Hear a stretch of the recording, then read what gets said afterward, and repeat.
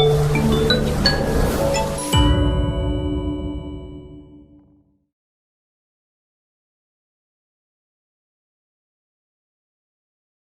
aí pessoal, tudo certo? Bom, vamos finalizar hoje aqui todo o conteúdo programático da terceira unidade, fazendo uma revisão referente àquilo que a gente já estudou. Bom, dando início aqui, né, o que foi que a gente viu a respeito da estrutura geológica do Brasil. Primeiro, que o Brasil ele é recortado por bacias sedimentares, que são essas, a bacia amazônica, do Paraíba, a do Paraná e a do Pantanal, e toda a região das bacias costeiras, certo? Bom, além disso, também nós vamos ter aqui as áreas de escudos cristalinos, certo? Que é formado pelos escudos das Guianas, do Brasil Central e o escudo costeiro atlântico, certo? Professor, qual é a importância dessas duas áreas geológicas para o Brasil? Primeiro, que a bacia sedimentar, né, ela vai permitir que existam aí combustíveis fósseis, como a gente já viu, né, que são chamados de hidrocarbonetos, como é o caso do petróleo e do gás natural. Já os escudos cristalinos vão concentrar o maior número de minerais metálicos ou cristalinos do nosso território, certo? Bom, então não esqueçam, né? Composição geológica do Brasil, escudo cristalino e bacias sedimentares. Vejam, os escudos cristalinos ocupam maior parte do nosso território, certo? E a menor parte é composta por bacias sedimentares, certo? Bom, dentro do que a gente estudou também, nós vamos ter aqui aquelas regiões específicas, certo?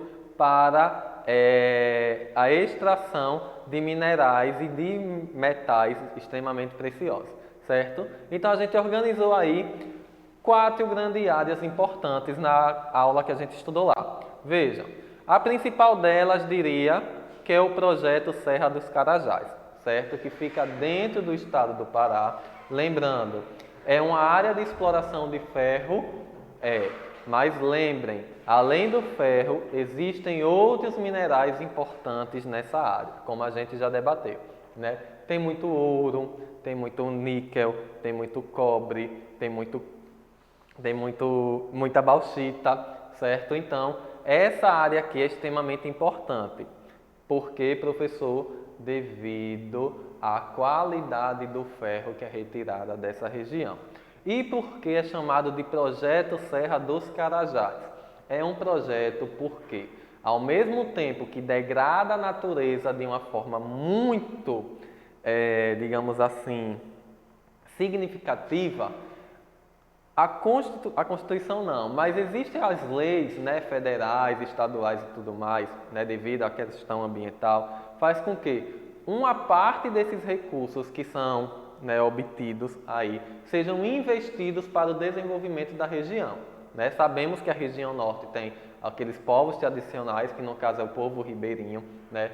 Povos que têm índices sociais extremamente baixos, né? Alfabetização, saúde, né? Mais o que? Precarização do IDH, né? Saneamento básico. Então, o projeto Serra dos Carajás eles tem esse intuito de tentar melhorar e atender determinados segmentos a partir dos lucros que são obtidos com a extração de ferro e de tantos outros minerais. Bom, falamos também daqui do quadrilátero ferrífero, que fica na região de Minas Gerais. Lembrando, essa região também é importante, primeiro, pelo aspecto histórico, porque foi nessa região que foi retirada todos aqueles minerais importantes no Brasil colônia, certo? E também composto por 4 cidades importantes, certo? Que é Mariana, Congonha, Santa Bárbara e Belo Horizonte. Bom, a gente tem aqui a Serra do Navio, né, importantíssimo para a extração de manganês, né? E a gente também tem outros pontos aqui, né, de exploração mineral que tem, né, uma ocorrência frequente. No caso aqui a gente tem o titânio, né, a gente tem o manganês, a gente tem o nióbio e assim sucessivamente. Bom, avançando aqui, a gente tem um mapa total do Brasil de acordo com os minerais com maior número de ocorrências, certo? A gente tem aqui o alumínio, que recebe o nome de bauxita, tá? Cobre, estanho, ferro, que são é um mineral, digamos assim, de maior ocorrência no nosso país, que tem uma alta qualidade e tem um alto poder econômico, certo? O ouro, que está concentrado boa parte aqui, ó, na região norte, em especial no escudo da Guiana e no escudo central, e o manganês, certo? Bom, dentre esses minerais, a gente também não pode deixar de falar aqui do petróleo e do gás natural, certo? Que a gente já debateu na videoaula. Brasil é um país autossuficiente em petróleo, tanto em mar quanto em continente, mas a qualidade do nosso petróleo não é tão significativa assim, mas dá para produzir outros elementos, né, dessa exploração, como é o caso do diesel, da querosene e assim sucessivamente, certo? Bom, avançando aqui, falamos também já nas últimas videoaulas a respeito da estrutura, né, do relevo brasileiro, da geomorfologia brasileira. A gente sabe que o nosso terreno ele é formado em especial por planaltos e planícies e que, de acordo com a classificação de Haroldo de Azevedo, Aziz Absaber e Jurandir Ross, né, as unidades elas foram sendo diluídas até chegar na classificação de Jurandir Ross, certo? Bom, Haroldo de Azevedo divide o Brasil em planalto e planície.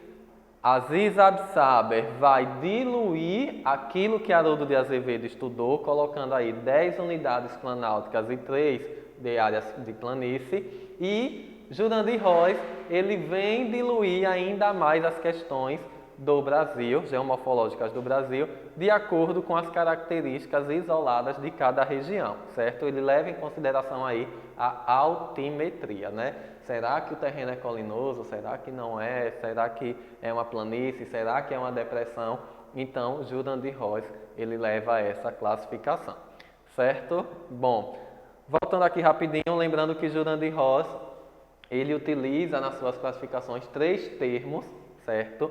Que é a morfoescultura, a morfoestrutura e o morfoclima, certo? Bom, e a respeito, finalizando aqui, né, dos solos do Brasil, a gente tem toda aquela classificação, né? Em especial, o argissolo e os latossolos, que são os solos mais abundantes do Brasil, certo? E depois a gente tem aí os luvissolos, os nitossolos, tá? E aí a gente tem toda essa configuração dos solos do Brasil.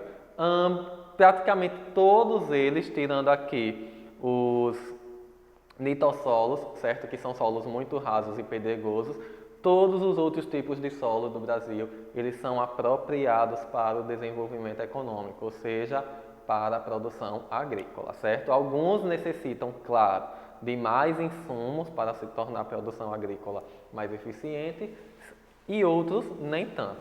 Ok, pessoal? Então, finalizo aqui nossa revisão, certo? E vocês estudem todo o módulo 3 para estar fazendo a atividade avaliativa.